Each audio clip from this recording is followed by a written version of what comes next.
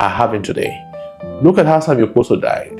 He died because all his life he lived the life everyone looked up to. And when his scandal broke, the church and everyone rejected him. I'm not in any way trying to indict him, and I'm not saying that Samuel Oposo might be the only person who had such scandal. Others might be in the closet having their own issues. But because we have painted a kind of image about who should sing in our churches, they begin to live a life of lie. What about that woman that her husband was accused of causing what led to her end? I believe it was the same stigma that she believed she was going to face if she left her marriage that kept her where she was until she ended the way she did. So I see no reasons why the church will continue to unjustly judge people. The idea of gospel artists being seen and equating them to men of God and pastors is just falsehood.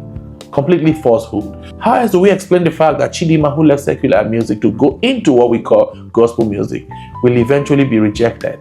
And her talent rather dwindled when she went to Christ, because that industry is filled with politics and some sort of power play. You explain to me why the likes of Chris Morgan, Jeremiah Gyan, Solomon Lange, and others don't enjoy the kind of patronage others enjoy, because where they come from traditionally works against them. This is how the gospel industry in Nigeria works. Sadly, we see all these anomalies in the house of God.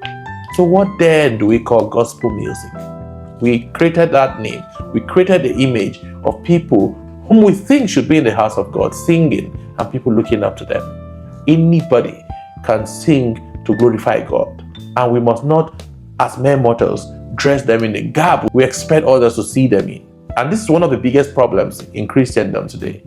Nigerian gospel artists are in the gutters, in the mud, fighting one another over money. And this is the sad reality, and one of the reasons why a lot of gospel artists are emerging today. Not because they want to glorify God, but because there's so much money to be made. I think it's time for us to throw this thing out. Remove the garb of holiness and spirituality, because I don't think a lot of them are really holy. Let's democratize these things, allow people to sing and glorify and edify our spirits. This is what it should be.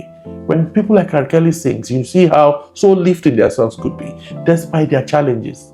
And this is what I expect the church to do. The church is like a hospital, and whoever comes to sing should be seen as a patient. It doesn't take away the fact that every one of us is struggling with one challenge or the other.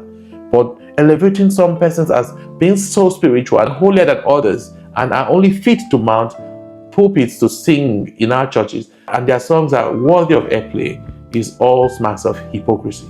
I love to read your comment on this issue, and I hope to see you in the next video.